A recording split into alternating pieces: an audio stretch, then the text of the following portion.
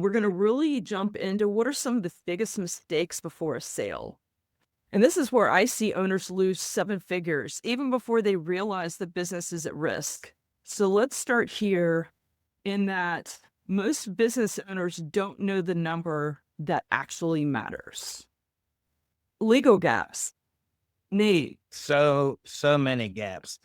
And as you're saying, the price is the most important thing in the deal, but the documents, the definitions in those documents, how those documents are set up, that is going to drive a lot of discounts if they're wrong. So things we see that is a huge mistake before the sale, not getting your operating agreements in order, not getting your cap table together. We've got folks who come to I had a deal, $20 million sale, 3 owners, and about a week before closing, they remembered, oh, we have all these profit participation people. We have these 7 other guys who we brought in at the beginning and they've been hanging around. And now we've got to figure out, okay, where are they? Who are they? How much do they own? You've got phantom equity, you've got options, safes, all sorts of missing things that happened 10 years ago and I forgot. So that's a big one, knowing who actually is an owner. Unassigned IP, you had a contractor work on something, you didn't get a proper assignment. You've got bad documentation on your employees and contractors, especially if you're in certain industries that have a lot of compliance I-9 issues. So there's just a host of contracts that are out there that you're not paying attention to, and getting all those cleaned up beforehand, super high value for very low cost. It just makes life easier going into a transaction. And it seems like a lot of what I see is a lot of owners have not looked at the operating agreement in years. It's almost like having estate planning documents or wills or trusts. It's a checking the box and put it away, and maybe I'll look at it in 15 years. And if you got good business partners, that's fine, because you don't need it until you need it to say, I want to force this to happen. Right. But again, definitely as the business has changed, as tax laws have updated, that's a big thing to nail down. Especially another mistake, are you an S Corp or not an S Corp? People make the election. People think they make the election. People can't find their election. So it's one of those very important to the deal, to the pricing, to the tax attributes of a transaction. Just knowing how your structure is really set up from a tax perspective. So, Mike, what's the number one mistake you see owners make before selling? Boy, there's so many, but how do you choose between what's your favorite child, right? I think the biggest mistake I see is failing to look at the business through the objective lens of a rational buyer that has no interest in making you happy, right? You get business owners that imagine a value of the business because that's the value that they just sort of need in order to retire.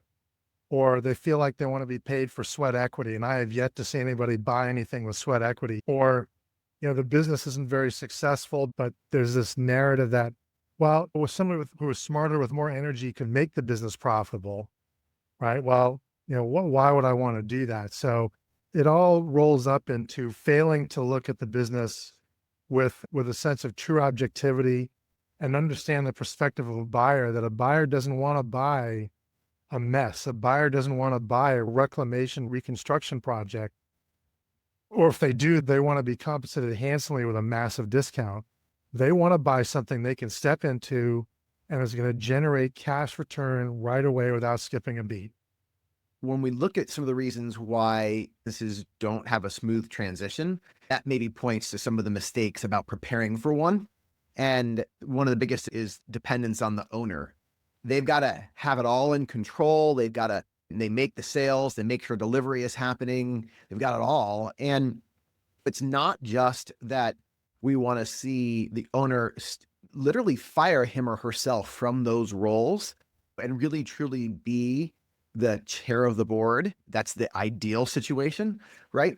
That means empowering the leadership team to make decisions, not just be the ones to execute, but really make decisions and not have to come to the CEO every time there's a question, right?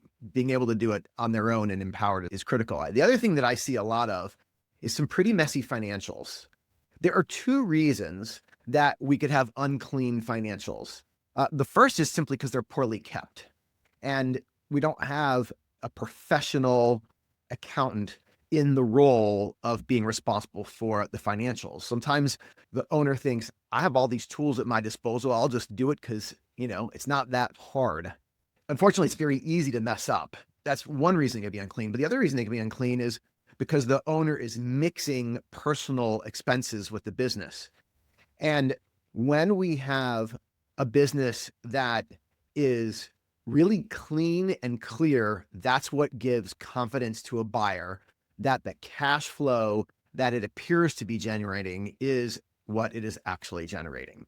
And I think one of the things, such an opportunity if you hire, whether it's a full-time or a fractional CFO, someone who is really good at understanding what the numbers are saying about the performance of the business, and someone you give permission to challenge you, not just be a yes person that like, oh, that's what you want to hear. No, someone who's going to look at you and say, this is what the numbers are saying right now.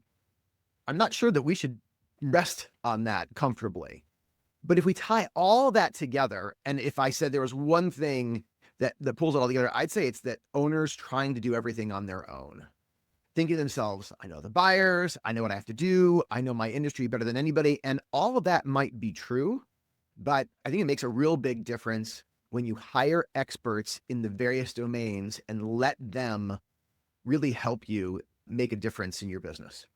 But also making sure that they're talking and coordinating. People who are trying to do it themselves forget they still have to run a business. So even if you could do it all yourself, you don't have the time. Yeah. So the biggest mistake that I see is entrepreneurs are running their business, and wealth is built very differently than it is with somebody that is a senior leader in corporate America. They don't have company stock at the Fortune company and all this stuff. And so they haven't hired an advisor because the advisor a lot of times won't work with them because their money's tied up in privately held stock as well as real estate. And so they don't know what their number is.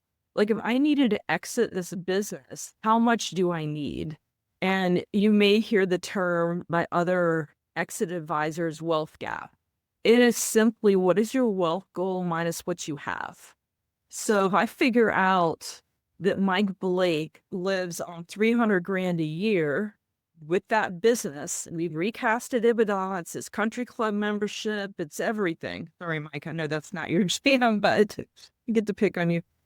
I got to figure out what bucket of money do I need to get from this business if we're exiting. So Meredith, I'm glad you brought that up, because actually one of the first questions I ask a client or in a prospect when they tell me about selling a business, I ask them, who's your wealth advisor? Because we need to figure out what your number needs to be. You may find out that you need $3 million to retire. That doesn't necessarily mean your business will attract that, but we need to know what the bogey is. And then that's going to tell us what the time frame may be to then achieve that. And if I could expand on that a second, Meredith, because I've been thinking about this recently, and there's actually two numbers you need to know. There's the value of the business, but also there's the return on the business.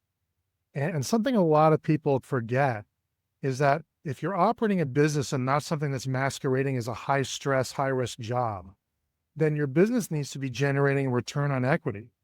And you don't have to be rich like Warren Buffett to think like Warren Buffett. And if you want your business to have value, you need to start thinking in terms of what return is this business generating? And that return needs to be put in the context of the value of the business so that you understand what the return on equity is.